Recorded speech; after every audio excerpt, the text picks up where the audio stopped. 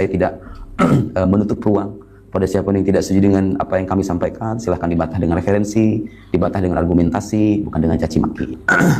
Kita akan membahas dan membuktikan bahwa dengan buku ini ternyata salafus saleh juga bertakwil. Nah, buku ini jawaban telak bagi orang-orang yang memandang takwil itu bid'ah, takwil itu bukan ajaran salafus saleh. Kata siapa? Ayo kita biasakan membaca ya. Di dalam buku ini ada banyak sekali riwayat dari sahabat, dari tabi'in, dari ulama salafus saleh, Imam Tabari, Imam Bukhari, Imam Nawawi, Imam fulan. Mereka semuanya memandang takwil itu bukan sesuatu yang bid'ah. Takwil itu merupakan ajaran generasi salafus saleh juga, dan bukti-buktinya ada.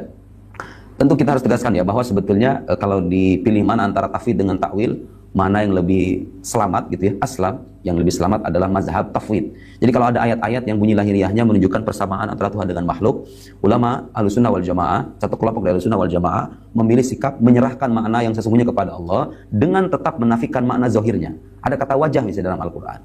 Itu kan makna zahirnya seolah-olah itu anggota tubuh. Nah, ulama Ahlussunnah yang bermazhab tafwid mengatakan apa makna wajah? Allahu a'lam, tapi yang jelas bukan wajah dalam arti anggota tubuh. Ada kata yad yang suka diartikan tangan. Apakah itu arti Allah punya tangan? Enggak. Tapi apa makna yad? Allahu a'lam. Begitu mazhab tafwid, menyerahkan maknanya kepada Allah, tapi dengan tetap menyucikan sesuatu yang tidak layak bagi Allah Subhanahu wa taala. Begitu.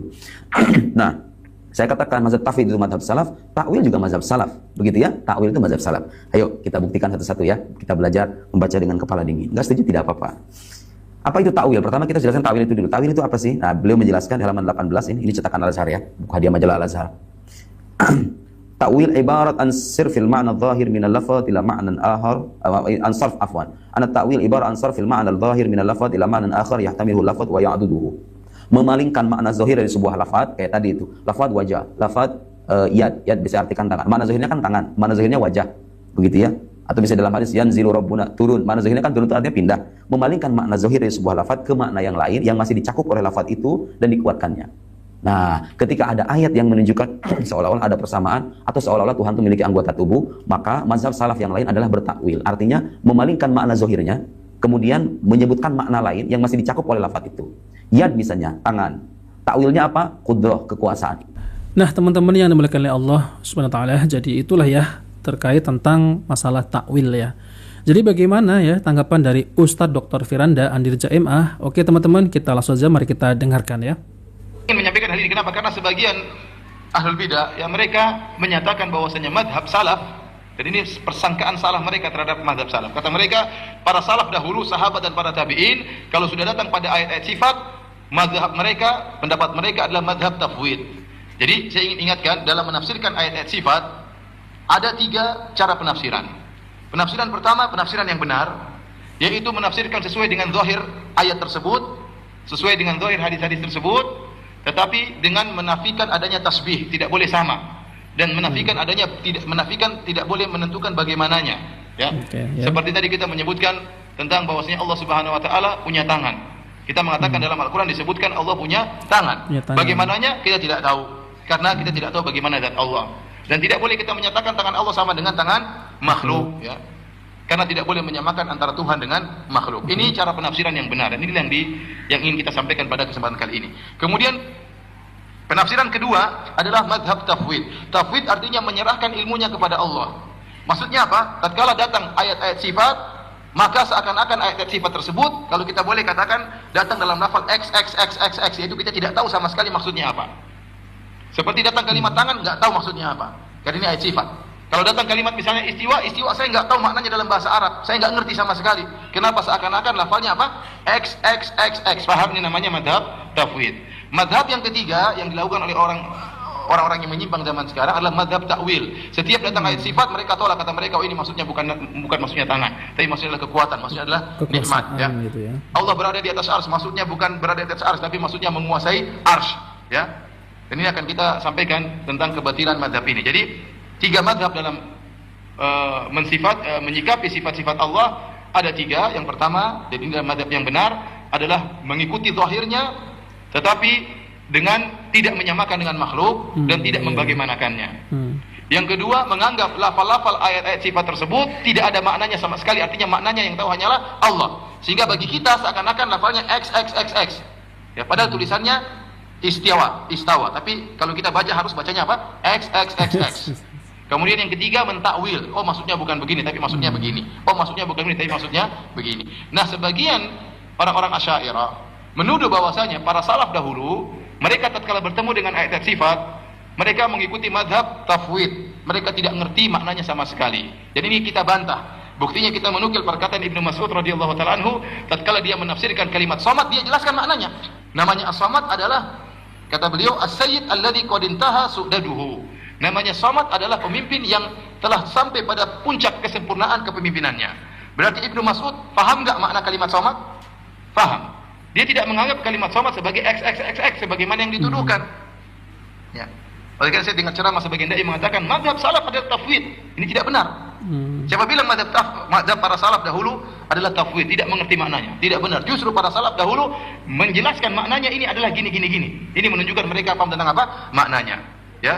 Dan makna daripada as-samad adalah sayyid, pemimpin. Namun beda antara kepemimpinan Allah dengan kepemimpinan apa? Makhluk. Kepemimpinan Allah adalah sampai pada puncaknya dan maha sempurna. Contohnya lagi seperti perkataan Abdullah bin Abbas radhiyallahu taala anhuma. Jadi Ibnu Abbas wafat pada tahun 68 Hijriah. Sahabat Nabi, sepupu Nabi sallallahu alaihi wasallam. Beliau menafsirkan tentang as-samad, kata beliau, as-sayyid alladzi qad kamula fi su'dadihi wasyarif alladzi qad kamula fi syarafihi. Namanya as-samad adalah pemimpin yang telah sempurna kepemimpinannya. Kemudian yang mulia yang telah sempurna kemuliaannya. Wal azim alladzi qad azuma fi azamatihi. Yang agung tapi telah sempurna keagungannya. Jadi dia mentafsirkan kalimat as-samad. Maknanya seperti ini. Tapi dia berusaha, Ibnu Abbas berusaha membedakan antara keagungan Allah dengan keagungan makhluk. Kalau keagungan Allah, puncak keagungan. Kemuliaan Allah, puncak kemuliaan. Makhluk juga punya kemuliaan. Makhluk juga punya keagungan, tapi beda. Ya. Kemudian beliau juga berkata, al-alim alladzi qad kamula fi ilmihi. Yang maha berilmu, yang telah sempurna ilmunya. Al-ghani alladzi qad kamula fi ghinahu. Yang maha kaya, yang sempurna pada kekayaannya. Ya. Jadi maksud saya Ibnu Abbas radhiyallahu anhu juga ternyata menafsirkan ayat-ayat sifat. Tidak sebagaimana yang dituduhkan bahwasanya salaf tidak mengerti tentang ayat-ayat sifat. Mereka menafsirkan karena Allah telah mengenalkan dirinya. Apa fungsinya Allah mengatakan Allahu Samad tapi kita tidak tahu makna Samad itu apa? Apa fungsinya? Allah mengatakan Qul huwallahu ahad Allahu Samad. Lantas apa makna Samad? Enggak tahu, Allah alam, serahkan kepada Allah.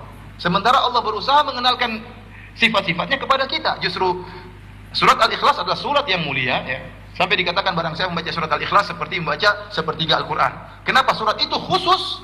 Dikatakan surat Al-Ikhlas, kenapa? Dia khusus dimurnikan untuk mengagungkan Allah Subhanahu wa taala. Oleh karena dari awal surat sampai akhir tentang keagungan Allah. Qul huwallahu ahad, Allah Maha Esa. Allahu Samad, yang sempurna kepemimpinannya. Lam yalid wa lam yulad, tidak melahirkan dan juga tidak dilahirkan. Wa lam yakul lahu kufuwan ahad, dan tidak ada sesuatu pun yang sempurna sama dengan Allah. Oleh karenanya kalimat sifat As-Samad ternyata ditafsirkan oleh para salaf. Ini dalil bahwasanya para sahabat mengerti apa yang diturunkan oleh Allah maknanya, dan mereka berusaha menafsirkan maknanya, namun mereka membedakan antara kepemimpinan makhluk dengan kepemimpinan Allah. Mereka mengatakan Allah Maha berilmu, tapi ilmu Allah adalah sempurna meskipun makhluk juga berilmu. Kemudian Ibnu Abbas mengatakan wa huwa alladzi qad kamula fi anwa'i syaraf was su'dad wa huwa Allah subhanahu hadhihi sifatuhu la tambaghi illa lahu.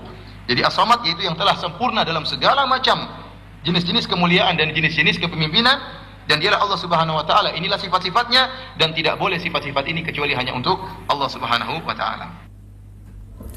Nah, teman-teman yang dimuliakan oleh Allah Subhanahu wa taala, jadi itulah ya penjelasan dari Ustadz Dr. Firanda Andirja MA hafizahullah, yaitu tentang terkait masalah sifat-sifat Allah. Nah, jadi ya teman-teman ya, ini Ustadz Nuruddin ini sudah kelihatan ya teman-teman ya. Di depan Ustadz Dr. Firanda saja nih, ya Allah ya, ibarat ilmunya itu nggak seberapa ya teman-teman. Tapi ya ketika menjelaskan ya bahwasanya ini mazhab Wahabi ini menyimpang ya, sesat, lalu kemudian membid'ahkan takwil, ya jelas ya teman-teman ya. Jadi mana yang lebih mendekati kebenaran ya teman-teman, mana yang lebih mengikuti yaitu para salafus soleh, yang dimana para salafus soleh ini tidak mentakwil ya teman-teman ya. Jadi penjelasan Ustadz Dr. Firanda ini sudah jelas terang benderang. Lalu bagaimana ya bantahannya dari Ustadz Nuruddin? Nah oke teman-teman, kita bertemu lagi di video selanjutnya. Oke, jika video ini bermanfaat jangan lupa like dan subscribe di channel Pencari Ilmu. Wabillahi taufiq wal hidayah. Wassalamualaikum warahmatullahi wabarakatuh.